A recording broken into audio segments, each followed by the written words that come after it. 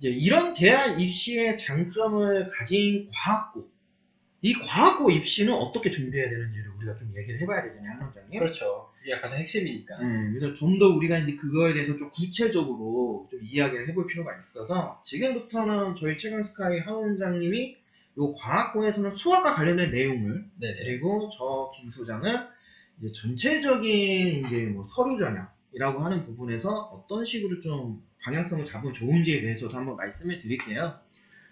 생활기록부에 관련된 내용을 좀 얘기할 필요가 있을 것 같아요.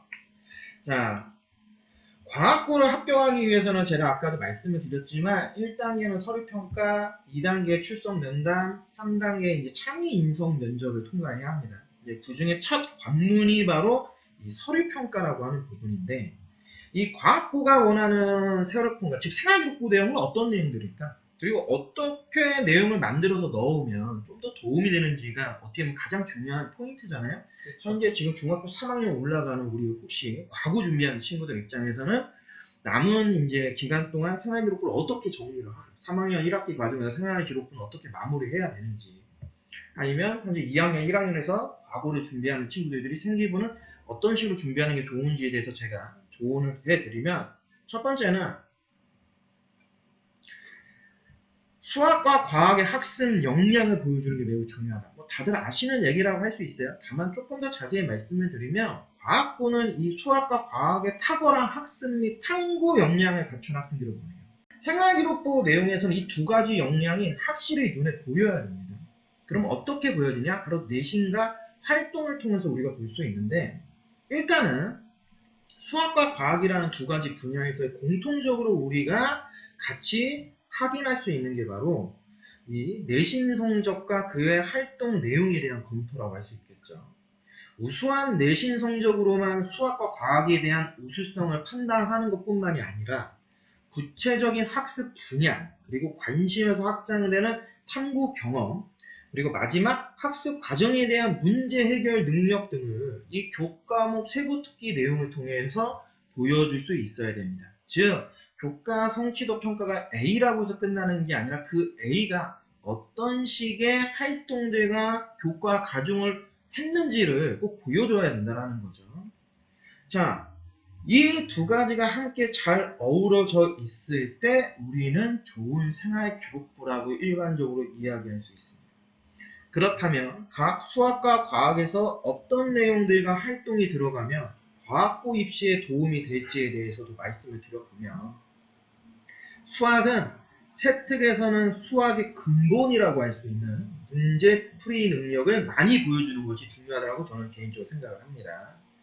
이 과학고에서의 수학의 중요성은 다름 아닌 대학 수준의 과학 학습 및 탐구 활동에 적용할 수 있는 수학적 문제풀이 능력을 얼마나 갖추고 있느냐.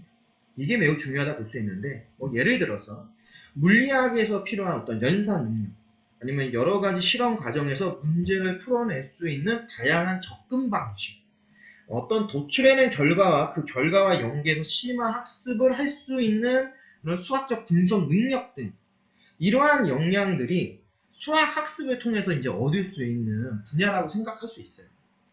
자, 그렇기 때문에 세부 특기 내용에서 이런 역량들을 드러낼 수 있게 수행평가나 발표 및 보고서 작성 내용들이 들어간다면 매우 좋겠죠.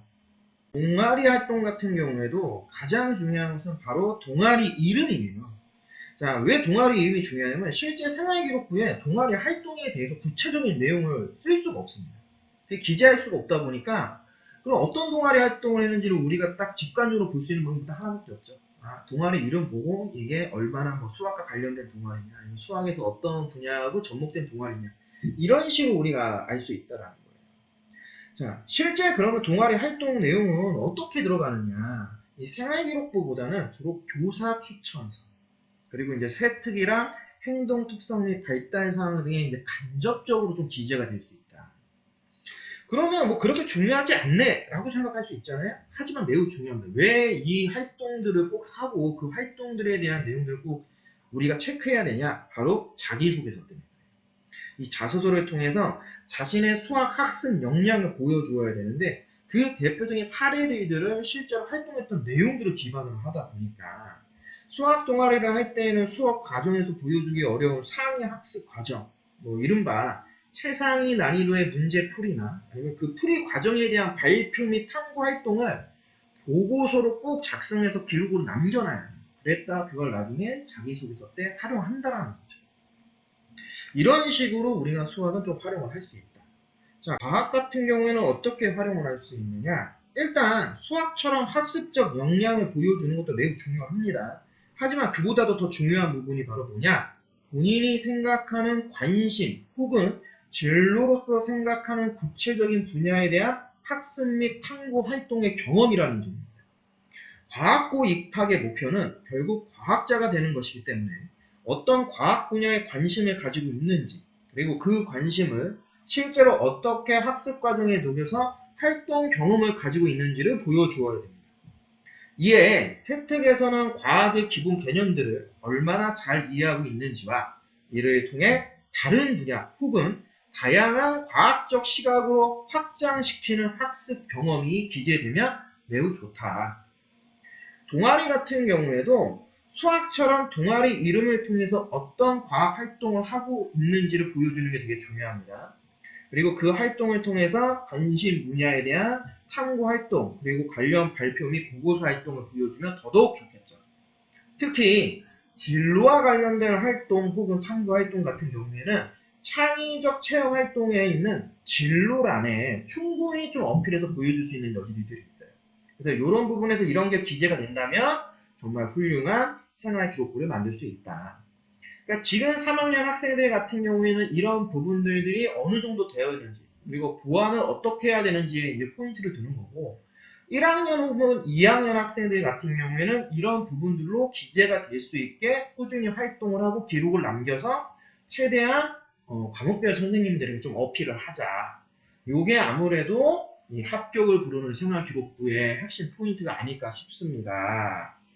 독서 활동에 대해서도 말씀을 드리면 수학과 과학 분야에 대한 독서를 주로 다들 많이들 하고 있어요. 특히 과거 준비한다고 하면 상당히 어려운 것까지들 하는데, 제가 이제 합격하는 친구들의 독서 리스트 같은 경우를 좀 많이들 보면은 실제로는 매우 어려운 난이도의 이 전공 관련 독서는 거의 하지 않습니다. 할 수가 없어요. 네, 그러면 어떤 식으로 하는 게 가장 좋냐? 중고등학생 수준에 안 맞는 독서 활동을 일단 지향하고, 오히려 이 전체적으로 학습 과정, 즉 수업 시간에 배운 내용 중에서 구체적으로 알고 싶은 내용, 아니면 연계되는 주제에 대한 독서 리스트들을 보여주는 게 실제로 이 학생이 중학교의 학습 과정에서 얼마나 다양한 독서를 하고 관련된 학습 분야에 대해서 얼마나 심도 있게 고민하고 책을 읽고 공부를 하려고 했는지를 보여줄 수 있다. 그런 부분에서 오히려 교과 과정과 연계되는 국어, 영어, 수학, 과학, 사회 같은 분야의 과목들을 골고루 독서를 하자. 이게 좀 더 좋은 방법이 아닐까 싶어요.